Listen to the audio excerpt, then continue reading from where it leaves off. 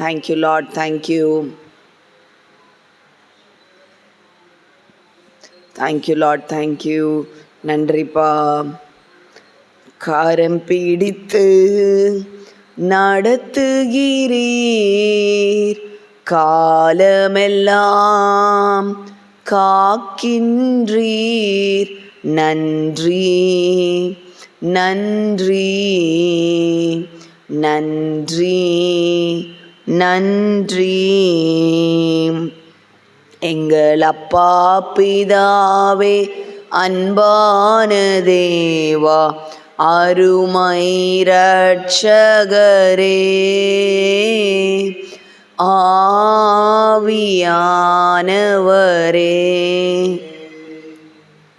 எங்கள் அப்பா பிதாவே, அன்பான தேவா, அருமை இரட்சகரே, ஆவியானவரே.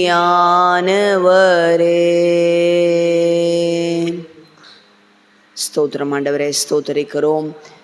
இந்த 6 மாதங்களை உங்கள் கரம் பிடித்து நாங்கள் இந்த மாதத்தை அடியெடுத்து வைக்கிறோம் ஆண்டவரே. நீங்கள் எங்களை நடத்தும் ஆண்டவரே. நாங்கள் நடக்க வேண்டிய பாதையில் எங்களை நடத்தும் ஆண்டவரே. செம்மையான பாதையில் எங்களை நடத்தும் ஆண்டவரே. நாங்கள் வழி தப்பி போகிற சூழல் ஏற்பட்டால் ஆண்டவரே, உம்முடைய கரமானது எங்களை சரியான பாதையில் கொண்டு வந்து நிறுத்தட்டும் ஆண்டவரே. வழி மாறி போகாதபடி, திசை மாறி போகாதபடிக்கு தேவனுடைய அன்பானது எங்களை அப்பா சரியான பாதையில் கொண்டு வந்து நிறுத்தட்டும்னு ஜெபிக்கிறோம்ப்பா. ரீகாடாபா ஷபரபரகலபர கடபா ரபரபரகலபர கடபா. ஆண்டவரே, வேதனை ஏற்படுத்துகிற வழிகள் ஏதாவது இருக்குமானால் அதை என்னிலிருந்து எடுத்து போடும் ஆண்டவரே. எடுத்து போட்டு செம்மையான வழியில் என்னை நடத்தும் ஆண்டவரே. வேதனை உண்டாக்குகிற வழிகள், துயரங்களை உண்டாக்குகிற வழிகள், அதை என்னிலிருந்து எடுத்து போடும் ஆண்டவரே. சரியான பாதையில் என்னை நடத்தும் ஆண்டவரே. கண் வைத்து ஆலோசனை தருகிற தேவன் நீர். கண் வைத்து ஆலோசனை தந்து வழி நடத்துவதற்காய் ஸ்தோத்திரம் ஆண்டவரே. ஸ்தோத்திரிக்கிறோம்ப்பா. இந்த 6 மாதத்தில் தேவனுடைய கரமானது ஆண்டவரே எங்களுக்கு ஒத்தாசை அளிப்பதற்காய் ஸ்தோத்திரம். தேவனுடைய கரமானது எங்களை அரவணைத்து நடத்துகிறதற்காய் ஸ்தோத்திரம்ப்பா. உம்முடைய சத்தமானது எங்களுக்கு கேட்பதாக ஆண்டவரே. வழி இதுவே, வழி இதுவே என்று ஆவியானவருடைய சத்தம் கேட்கும்னு எழுதியிருக்கிற வார்த்தையின்படி இந்த 6 மாதத்தில் நாங்கள் நடக்க வேண்டிய சத்தம் எங்களுக்கு கேட்பதாக. எப்படி நாங்கள் நடக்கணும் ஆண்டவரே? இடராமல், எங்கள் கால் இடராமல் காக்கிறவரே, எங்கள் கால் சிக்கி கொள்ளாதபடி எங்களை தப்புவிக்கிறவரே ஸ்தோத்திரம்ப்பா. நடக்க வேண்டிய வழிகளை எங்களுக்கு சொல்லித்தாரும் ஆண்டவரே. உம்முடைய சத்தமானது தொனிப்பதாக. ரீகாடாபா ரகலபரகடபா ஷவரபரகலபரகடபா ஸ்தோத்திரம்ப்பா. உங்கள் கரத்தில் கொடுக்குறோம்ப்பா. நீங்கள் இந்த 6 மாதங்களை மகிமையாய் நடத்துவதற்காய் ஸ்தோத்திரம்ப்பா. உடைய வார்த்தையை அனுப்பி எங்களோடு கூட பேசும் ஆண்டவரே. இந்த 6 மாதங்களுக்கான நாங்கள் விசுவாசிக்கத்தக்கதான ஒரு வார்த்தையை நீர் எங்களுக்கு தருவதற்காய் நன்றி ஆண்டவரே. ராகடாபா ரகலபரகடபா ஷபரபர. கிறிஸ்து இயேசுக்குள் வாக்கு தத்தங்கள் எல்லாம் ஆம் என்றும் ஆமேன் என்றும் இருக்கிறதேப்பா. எதை நோக்கி இந்த 6 மாதங்கள் நாங்கள் செல்ல வேண்டும் என்பதை நீர் எங்களோடு கூட பேசுவதற்காய் ஸ்தோத்திரம்ப்பா. உம்முடைய வாக்கு தத்தமானது எங்களுக்கு வெளிப்படுவதற்காய் ஸ்தோத்திரம் ஆண்டவரே.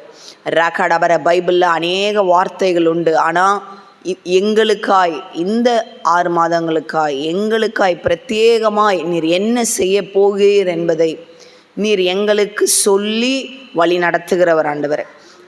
நீரப்பா எல்லாவற்றையும் முன்னதாகவே வெளிப்படுத்தி, ஒவ்வொரு முறையும் வெளிப்படுத்தி நான் இதை செய்ய போகிறேன் என்று சொல்லி எங்களை ப்ரிப்பேர் பண்ணி நீங்கள் நடத்துகிறவர் ஆண்டவரே. பைபிள்லேயும் அதை தான் பார்க்குறோம். உம்முடைய தாசர்களுக்கு நீங்கள் அதை சொல்லி செய்திருக்கிறீங்கப்பா. அதுபோல் எங்களுக்கு நீர் வெளிப்படுத்தி அதை சொல்லி நீங்கள் அதை செய்வதற்காய் ஸ்தோத்திரம்ப்பா. ஆவியானவர் நீர் எங்களோடு கூட பேசுங்கப்பா. இயேசுவின் நாமத்தில் பிதாவே, ஆமேன். ஸ்தோத்திரம். நான் இந்த மாதத்திற்காக ஆண்டவரை நோக்கி பார்த்தபோது தேவன் எனக்கு ஒரு வார்த்தையை கொடுத்தார். நேற்றைய தினத்தில் எனக்கு ஒரு வார்த்தையை கொடுத்தார் ஆண்டவர். ஜூலை அப்படின்னும் பொழுது ஒரு வார்த்தையை ஆண்டவர் உணர்த்தினார். Mighty harvest. ஆமென். அதாவது அறுவடை,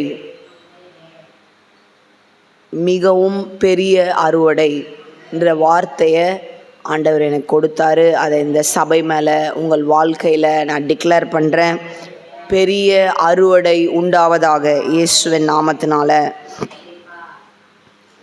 அப்போது அந்த வார்த்தைக்காக, ஆண்டவர் வெளிப்படுத்தின அந்த வார்த்தைக்காக நான் ஜெபம் பண்ணி கொண்டு இருக்கும் பொழுது இன்று காலை எனக்கு ஆண்டவர் இந்த காரியத்தை உணர்த்தினார்.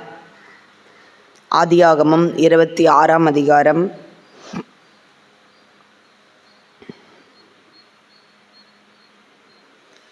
1 வசனம் சொல்கிறது,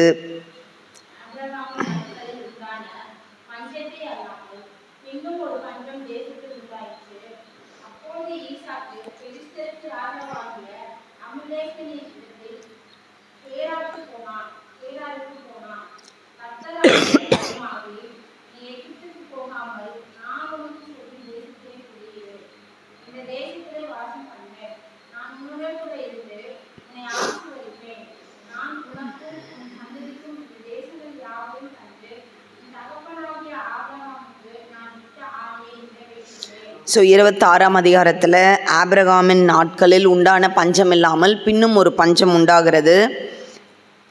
ஈசாக்கு அபிமெலேக்கு இருக்கிற இடமான கேராருக்கு போகிறாரு. அந்த இடத்துல கர்த்தர் அவனுக்கு தரிசனமாகி, அதுதான் ஈசாக்குக்கு முதலாய் தேவன் தரிசனமாகிற ஒரு சம்பவத்தை பார்க்கிறோம். அப்போ ஆண்டவர் தரிசனமாகி சொல்கிறாரு, நீ எகிப்துக்கு போகாமல் நான் உனக்கு சொல்லும் தேசத்திலே குடியிரு, இந்த தேசத்திலே வாசம் பண்ணு. அவர் எங்கே இருக்காருன்னா கேரார், அந்த தேசத்தில் நீ வாசம் பண்ணு. ஆனால் அங்கே என்ன இருக்குது? பஞ்சம் இருக்குது. எல்லா நிலமும் ட்ரையாக இருக்குது. பஞ்சம்னா தண்ணி இருக்காது, விளைச்சல் இருக்காது, அறுவடை இருக்காது, எதுவுமே இல்லை. அப்போ ஜனங்கள் என்ன செய்வாங்கன்னா, பஞ்சம் ஏற்படும் பொழுது மற்ற இடத்திற்கு கடந்து செல்லுவாங்க, எங்கே உணவு இருக்கோ தண்ணி இருக்கோ. ஏன்னா அந்த காலத்தில் மிருக ஜீவன்கள்லாம் நிறைய இருக்கும், அதெல்லாம் வளர்ப்பதற்கு அவங்களுக்கு தண்ணி வேணும், அதனால் அப்படி போவாங்க. அப்போ ஆண்டவர் மனசில் ஈசாக்கு நினைத்திருப்பார் போல், நம்ம எகிப்துக்கு போகலான்னு. அதனால தான் ஆண்டவரோட வார்த்தை வருது, நீ எகிப்துக்கு போகாமல் நீ என்ன பண்ணு, நான் உனக்கு சொல்லும் இந்த தேசத்தில் குடியிரு, இந்த தேசத்திலே வாசம் பண்ணு. நான் என்ன செய்வேன்னா, உன்னோடே கூட இருந்து உன்னை ஆசீர்வதிப்பேன். நான் உன்னோடே கூட இருந்து உன்னை ஆசீர்வதிப்பேன். பார்க்கும்போது பஞ்சம், விளைச்சல் இல்லை, தண்ணி இல்லை, விதை போட்டாலும் நிலம் வளராது, இப்படி ஒரு சூழல். ஆனால் ஆண்டவர் என்ன சொல்கிறாருன்னா, சூழலை பார்த்து நீ என்ன பண்ணாத, வேறு இடத்துக்கு போகாத, உன் கூட நான் இருக்கேன். சூழல் வேறு மாதிரியே இருந்தாலும் நம்மோடு கூட ஆண்டவர் இருந்தால் நமக்கு ஜெயம். ஆமென். நல்லா இருக்கிற ஒரு செழிப்பான இடத்துக்கு போயிட்டு ஆண்டவர் கூட இல்லைன்னா அது ஆசீர்வாதம் இல்லை. ஏன்னா அந்த செழிப்பு எப்போனாலும் போயிடும். ஆனால் இப்படிப்பட்ட சூழலில் கூட, கஷ்டமான சூழல், ரொம்ப கடினமான சூழல், ஆனால் ஆண்டவர் என்னோடு கூட இருந்தால் இதை நான் கடந்து செல்வேன். ஆமென். ஏன்னா அவ்வளவு பெரிய தேவனே என்னோடு கூட இருக்கிறார். இப்போ ஆண்டவர் சொல்கிறாரு, நான் உன்னோடே கூட இருந்து உன்னை ஆசீர்வதிப்பேன் அப்படின்னு சொல்கிறார். அது மட்டும் இல்லாமல் அடுத்த வாக்குத்தத்தத்தை சொல்கிறாரு, நான் உனக்கும் உன் சந்ததிக்கும் இந்த தேசங்கள் யாவையும் தந்து உன் தகப்பனாகிய ஆபிரகாமுக்கு நான் இட்ட ஆணையை நிறைவேற்றுவேன். ஆபிரகாமுக்கு நான் சொன்ன அந்த ஆணையை நான் நிறைவேற்றுவேன். இந்த தேசங்கள் எல்லாம் உனக்கு நான் தருவேன். இப்போ ஈசாக்குக்கு ஒரு விளைச்சல் ஏற்பட்டால் போதும், பஞ்சமாறுனா. ஆனால் ஆண்டவர் அந்த சின்ன காரியத்தை விட்டு அவனை ஒரு பெரிய தரிசனத்தை பேசுகிறார். சில வேளைகளில் நம்ம வாழ்க்கையில் ஒரு சின்ன சூழல் மாறினா போதும்னு நம்ம நினைப்போம். ஆனால் ஆண்டவர் என்ன பேசுவார்னா அதற்கு மேலான ஒரு ஆசீர்வாதத்தை பேசுவார். அப்போது ஈசாக்கு இப்போ இந்த சூழ்நிலைக்கு, இந்த பஞ்சம் மாறுறதுக்கு நம்ம எகிப்துக்கு போனால் போதும் அப்படின்னு மனதில் நினைக்கிற போது ஆண்டவர் சொல்கிறாரு, இந்த சூழலுக்கு மட்டுமல்ல, தேசங்களையே உனக்கு நான் தருவேன் அப்படின்னு ஆண்டவர் சொல்கிறார். சொல்லிட்டு ஆண்டவர் ஆபிரகாம் என் சொல்லுக்கு கீழ்ப்படிந்து என் விதிகளையும் என் கற்பனைகளையும் என் நியமங்களையும் என் பிரமாணங்களையும் கை கொண்டபடினால், உங்கள் அப்பா நான் சொன்னதெல்லாம் கீழ்ப்படிஞ்சார், பிரமாணங்களை கை கொண்டார், விதிகளை கை கொண்டார், நியமங்களை கை கொண்டார், எல்லாமே செய்தார் அப்படின்னு அவங்க அப்பாவை குறித்து தேவன் பேசுகிறார். ஆமென். நானும் இந்த மாதிரி ஆசைப்படுறேன். நாம் ஒவ்வொருவரையும் குறித்து ஆண்டவர் நம் பிள்ளைகளிடம் பேசுவாராக. அபிஷா கிட்ட ஆண்டவர் ஜெமுனா சிஸ்டரை பற்றி பேசுவாராக. எங்களிடம் தேவன் எங்கள் பிள்ளைகளிடம் தேவன் எங்களை பற்றி பேசுவாராக. ஆண்டவர் சாட்சி கொடுக்குறார் அவங்க அப்பாவை பற்றி. உங்கள் அப்பா என் வார்த்தைகள்லாம் கீழ்ப்படிஞ்சார்ப்பா, நான் சொன்னதெல்லாம் கேட்டார், நியமங்கள் எல்லாம் செய்தார். ஆபிரகாம் எப்படிப்பட்டவராக இருந்திருக்கார்? தசமபாகம் கொடுக்கிறவராக இருந்திருக்கிறார். வசனம் மெல்கிசேதேக்குக்கு எல்லாவற்றிலும் தசமபாகம் கொடுத்தான்னு இருக்கு ஆபிரகாமை பற்றி. அவர் வார்த்தைக்கு கீழ்ப்படிந்தான்.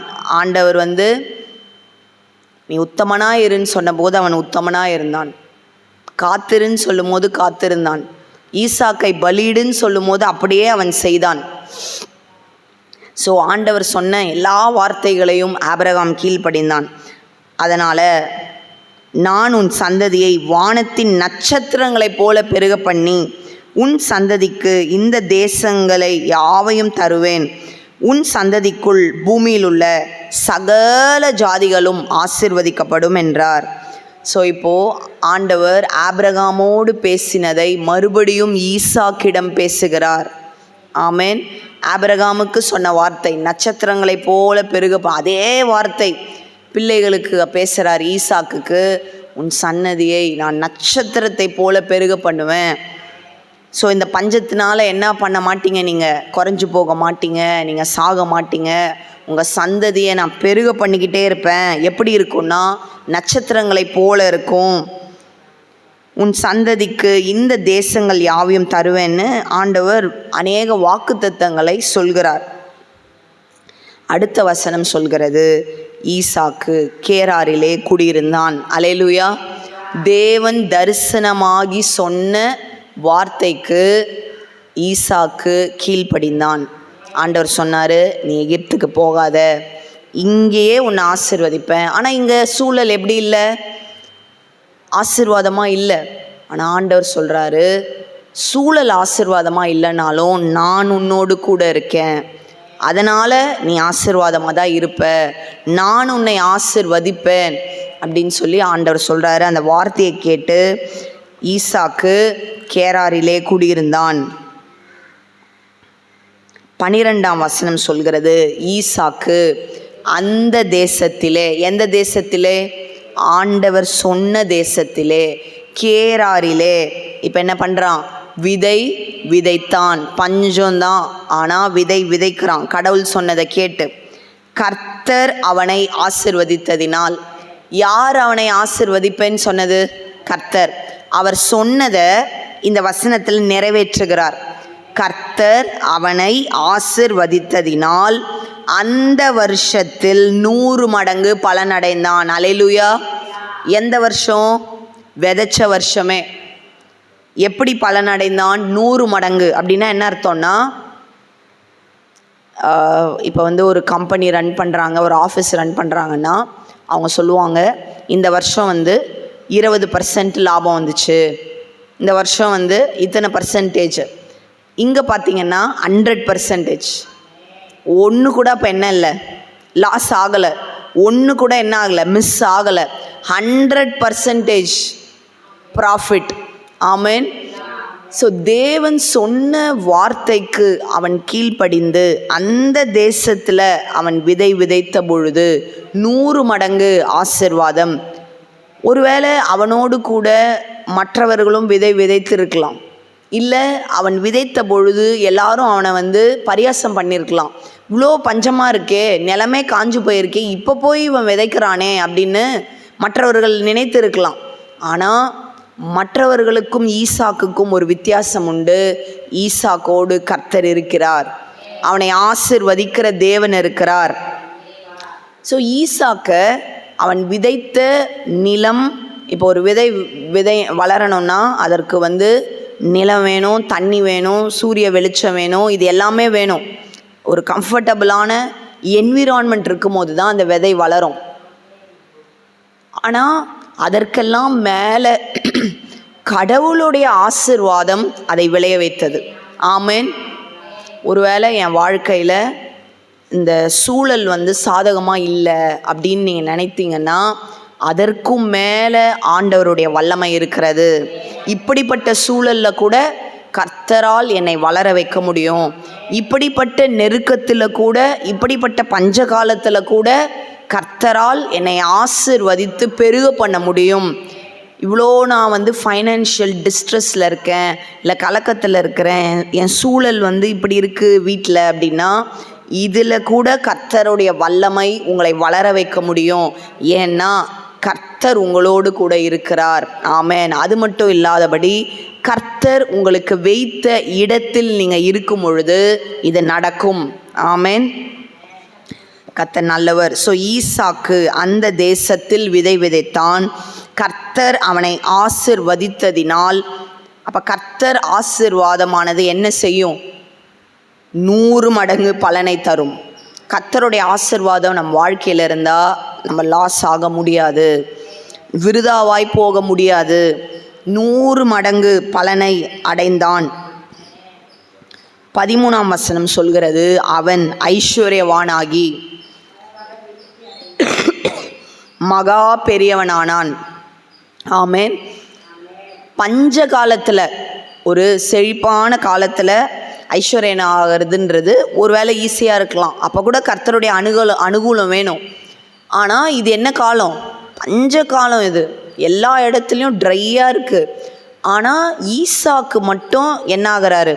ஐஸ்வர்யவானாகி வர வர விருத்தி அடைந்து, அப்படின்னா நாளுக்கு நாள் பெருகிட்டே இருக்காராம். அந்த 100 மடங்கு பலனடைந்தான் இருக்கு இல்லையா? இப்போ என்ன ஆகுதுன்னா, அது அடுத்த லெவல் போகுது. ஐஸ்வர்யவான் அடுத்த லெவல் போகுது, வர வர விருத்தி அடுத்த லெவல் போகிறது. மகா பெரியவன் ஆனான். அப்படின்னா அந்த கேராரிலே ஈசாக்கு தான் என்ன ஆயிட்டாரு? மகா பெரியவர். அவர் தான் அந்த ஸ்டேட்டுக்கு போகிற வரைக்கும் ஆண்டவர் ஆசீர்வதிச்சுட்டே இருக்காரு. 14 சொல்கிறது, அவனுக்கு ஆட்டு மந்தையும் மாட்டு மந்தையும் அநேக பணிவிடைக்காரரும் இருந்தபடினாலே பெலிஸ்தர் அவன் பேரில் பொறாமை கொண்டு, மற்றவர்கள் பொறாமைப்படுற அளவுக்கு அவன்கிட்ட என்ன வந்துருச்சு? இப்போ பெருக்கம் விட்டது. ஆமென். அல்லேலூயா. அப்படியாய் கர்த்தர் நம்மை ஆசீர்வதிக்கிறவராய் இருக்கிறார். மற்றவர்கள் அதை ஐடென்டிஃபை பண்ணி, அந்த கேராரில் இருக்கவங்க பார்க்குறாங்க, என்னடா ஈசாக்கு என்ன ஆகிறார்? இப்போது ஃபஸ்ட்டு 100 மடங்கு ஆசீர்வதிக்கப்பட்டான், 100 மடங்கு பலன் அடைந்தான், ஐஸ்வர்யவானானா, வர வர விருத்தி அடைந்தான், அடுத்து மகா பெரியவனாக இருக்கிறாரே அப்படின்னு நம்மளும் தான் விதைக்கிறோம், ஆனால் நமக்கு இது நடக்கலையே அப்படின்னு அவர்கள்லாம் என்ன பண்ணுறாங்க? பொறாமை கொள்கிறாங்க. ஆட்டு மந்தை பெருகுது, மாட்டு மந்தை பெருகுது, எல்லா வேலைக்காரிகள் பெருகுறாங்க. இவ்வளோ பெருக்கம் அவனுக்கு எப்படி ஏற்பட்டது? அதுவும் பஞ்ச காலத்தில் அப்படின்னு அவர்கள் பொறாமை கொண்டார்களாம். இயேசுவின் நாமத்தினால இந்த வார்த்தையை நான் பேசுகிறேன். கர்த்தர் இந்த வருகிற 6 மாதங்களில் இப்படியாய் கர்த்தர் நம்மை ஆசீர்வதிக்க போகிறார். அவர் சத்தத்துக்கு கீழ்ப்படிந்து நாம் நடக்கும் பொழுது, ஆமென், விதைத்ததை 100 மடங்கு பலனடைய போகிறோம். அது சுவிசேஷத்தின் விதையாக இருக்கலாம், ஃபைனான்ஷியல் விதையாக இருக்கலாம், நம் வாழ்க்கையில் கண்ணீரோடு விதைத்த விதைகளாக இருக்கலாம். கம்பீரத்தோடு அறுக்கும்படி கர்த்தர் செய்வார். அந்த வசனம் அழகாய் சொல்கிறது, அந்த வருஷத்தில். எந்த வருஷத்தில்? இந்த வருஷத்தில் கர்த்தர் இதை செய்வார். இந்த வருஷத்தில் 100 மடங்கு பலனை அடைய செய்வார். அடுத்த கட்டம் அவன் ஐஸ்வர்யவானாகிறான். அடுத்த கட்டம் வர வர வர விருத்தி அடைந்து கொண்டே போகிறான். அந்த பிளெஸ்ஸிங் ஆனது அடுத்த அளவிற்கு போய்கொண்டே இருக்கு. அடுத்து அந்த தேசத்திலே அவன் எப்படி ஆகிறான்? மகா பெரியவனானான். அல்லேலூயா. இந்த வார்த்தையை நாம் சபை மேலே பேசுகிறோம். நாம் வர வர விருத்தி அடைந்து எல்லாவற்றிலும், ஆத்துமாக்களினாலும், எல்லாவற்றிலும், ஆவிக்குரிய வாழ்க்கையிலும், ஃபைனான்ஷியலாகவும், இடத்திலும் வர வர விருத்தி அடைந்து இந்த பட்டணத்தில் இந்த தேசத்தில் மகா பெரியவர்கள் ஆகும்படி கர்த்தர் நம்மை எல்லைகளை பெரிதாக்குகிறார். ஆமென். ஸ்தோத்திரம். கர்த்தர் நல்லவர். கர்த்தருக்கு ஸ்தோத்திரம். ஸோ அப்படிப்பட்ட ஒரு மைட்டி ஹார்வெஸ்ட், அது விளைச்சல், அது ஒன்று கூட வீணாய் போகாத விளைச்சல். அது விதைக்கிற ஒவ்வொரு விதையும் அறுவடையாக வருது. அப்படிப்பட்ட விளைச்சல். அது எப்படி நடந்ததுன்னா, ஆண்டவர் சத்தத்துக்கு கீழ்ப்படிந்து தேவன் சொன்ன அந்த வார்த்தையானது செயல்பட்டது. ஆபிரகாம் விதைத்த விதை, அவன் தேவனுக்கென கொடுத்த அந்த தசமபாகங்கள், காணிக்கைகள், விதைத்த விதை, ஆண்டவர் வார்த்தை கீழ்ப்படிந்ததெல்லாம் அவன் சந்ததியாகிய ஈசாக்குக்கு பலிக்கிறது. ஆமென். அப்போ நம்ம செய்கிறது நமக்கு மட்டுமல்ல, நம் பிள்ளைகளுக்கும் அது பிளெஸ்ஸிங்காக வரும். ஆமென். இப்போ ஆண்டவர் இதை பற்றி நான் தியானிச்சுட்டு இருக்கும் போது ஒரு விஷயத்தை ஆண்டவர் சொன்னார். கர்த்தர் நீ எகிப்துக்கு போகாமல் இங்கே விதைனார்ல, அந்த கீழ்ப்படிதலுக்கு ஆண்டவர் அந்த பிளெஸ்ஸிங்கை கண்டினியூ பண்ணியிருக்கார்.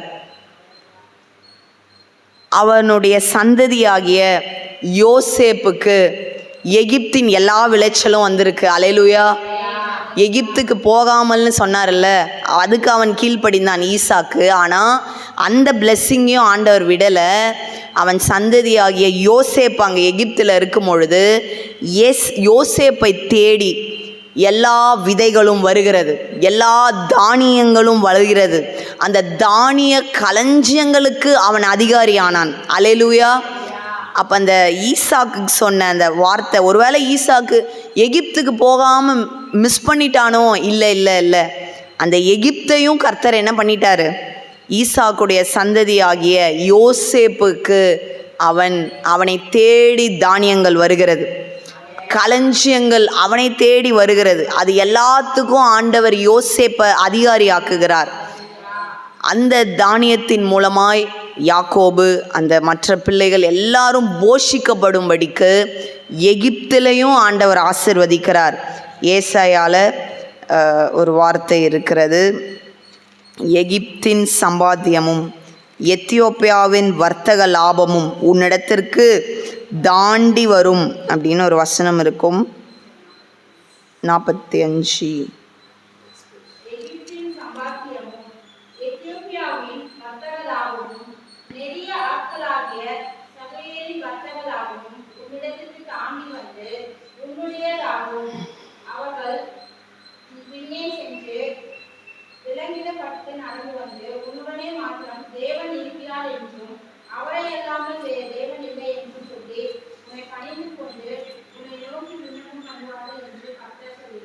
ஆமென். அல்லேலூயா. கர்த்தர் நல்லவர். ஸோ இந்த வார்த்தையின்படி எகிப்தின் சம்பாத்தியமும் எத்தியோப்பியாவின் வர்த்தக லாபமும் நெடிய ஆட்களாகிய சபையோரின் வர்த்தக லாபம் உன்னிடத்திற்கு தாண்டி உன்னுடையதாகும்.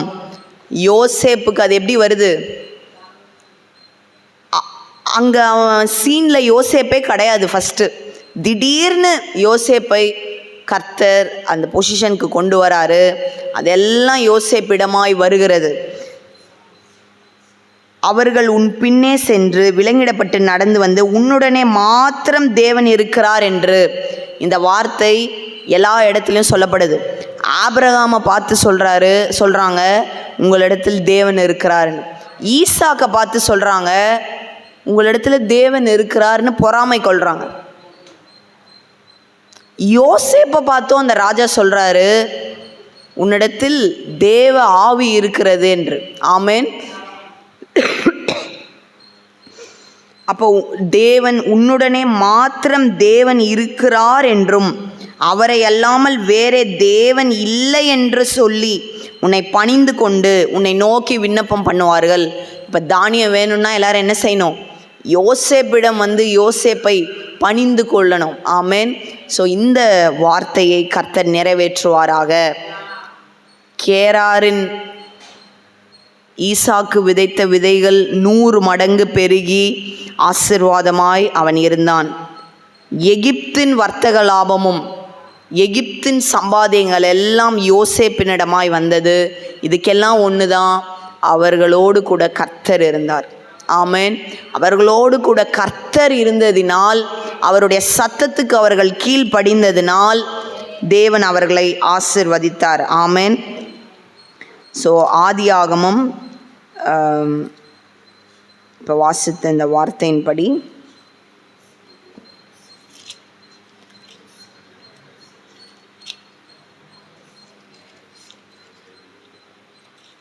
26ஆம் அதிகாரம் 3ஆம் வசனம், நான் உன்னோடே கூட இருந்து உன்னை ஆசிர்வதிப்பேன். அல்லேலூயா.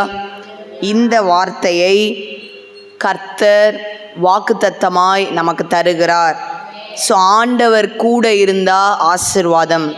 ஈசாக்கோடு கூட இருந்ததினால் அவன் வர வர விருத்தி அடைந்து ஐஸ்வர்யவானாகி மகா பெரியவனானான்.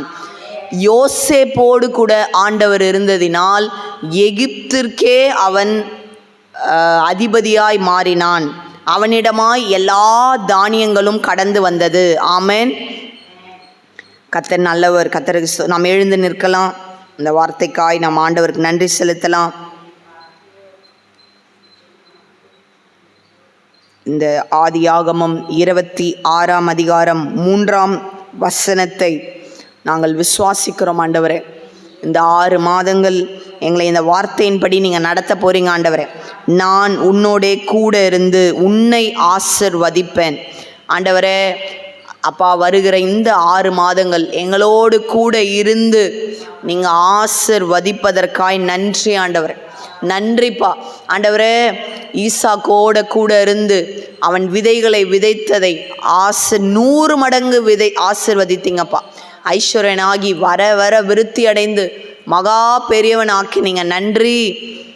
நீங்கள் கூட இருந்ததை மற்றவர்கள் உணர்ந்தார்கள் ஆண்டவரே. நிச்சயமாகவே தேவன் உங்களோடு கூட இருக்கிறார் என்று அந்த தேச ஜனங்கள் அறியும்படிக்கு ஈசாக்கை ஆசீர்வதித்தீர்களே, அப்படியாக இந்த 6 மாதத்தில் எங்களோடு நீங்கள் கூட இருப்பதை மற்றவர்கள் அறியும்படிக்கு நீங்கள் எங்களை ஆசீர்வதிப்பதற்காய் நன்றி ஆண்டவரே. பொருளாதாரத்தில், சமாதானத்தில், குடும்பத்தில் ஆண்டவரே, பிள்ளைகள் வாழ்க்கையில், ரட்சிப்பில் எங்களுக்கு நீர் தருகிற உயர்வில் ஆசீர்வாதங்களை ஆண்டவரை பார்த்து மற்றவர்கள் சாட்சி சொல்ல போகிறாங்க.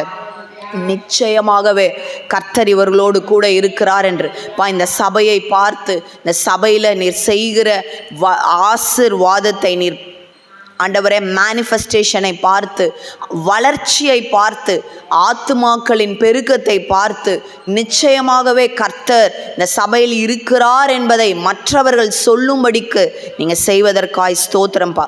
இந்த 6 மாதங்களையும் உங்கள் கருத்தில் கொடுக்குறோம்ப்பா. நீர் எங்களோடு கூட இருப்பதற்காய் ஸ்தோத்திரம்ப்பா. Thank you lord, thank you, thank you lord, thank you. ரீகாடாபா ஷபரபரகலபரக்கடபா ரேபரபரகலபரக்கடபா ஷபரபரகலபரக்கடபா. என் இயேசு என்னோடுண்டு, நான் எதற்கும் பயப்படேன். என் இயேசு என்னோடுண்டு, நான் எதற்கும் அஞ்சிடேன். பெருங்காற்று வீசினாலும் புயல் கொந்தளித்தாலும் சோர்ந்து போக மாட்டேன். முட்கள் குத்தினாலும் அக்கினியில் நடந்தாலும் பயப்படவே மாட்டேன். என் இயேசு என்னோடுண்டு, நான் எதற்கும் பயப்படேன்.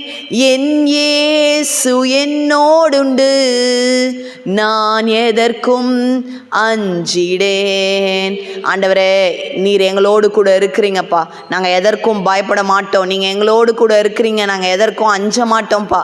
நீர் எங்களோடு கூட இருப்பதினால் இருந்து எங்களை ஆசிர்வதிக்கிறவராக இருக்கிறீங்கப்பா. நன்றிப்பா, இந்த வார்த்தைக்காய் நன்றி. இந்த வருகிற 6 மாதங்களில் இதை நீங்கள் செய்ய போகிறீங்க ஆண்டவரே. அவ்வளவு பெரிய தேவன் கூட இருந்தால் சாதாரணமாக இருக்க முடியாதுப்பா. வானத்தையும் பூமியையும் படைத்த அவ்வளவு பெரிய தேவன் கூட இருந்தாரானால் சாதாரணமாக இருக்க முடியாது. நீர் பெரிய காரியங்களை செய்ய போகிறீங்கப்பா. அசாதாரணமான காரியங்களை, அற்புதங்களை, அடையாளங்களை எங்கள் வாழ்க்கையில் செய்கிறீங்க ஆண்டவரே. எல்லா பகுதியிலையும் ஒரு பெரிய பெருக்கம், விருத்தி ஆண்டவரே. பொருளாதாரத்தில், வேலையில், வருமானத்தில் கையிட்டு செய்கிற காரியங்கள் ஆண்டவரே, எல்லாவற்றிலும் ஊழியத்தில் ஒரு பெரிய பெருக்கத்தையும் விருத்தியையும் நீர் செய்வதற்காய் ஸ்தோத்திரம்பா. இயேசுவின் நாமத்தில் பிதாவே, ஆமேன். கர்த்தர் நல்லவர், கர்த்தருக்கு ஸ்தோத்திரம். இந்த ஜூலை மாதம் 1ஆம் தேதி தேவனுக்கு நாம் ஈசாக்கு விதைத்தது போல ஒரு சிறந்த விதையை நாம் விதைக்கலாம். ஒன்று,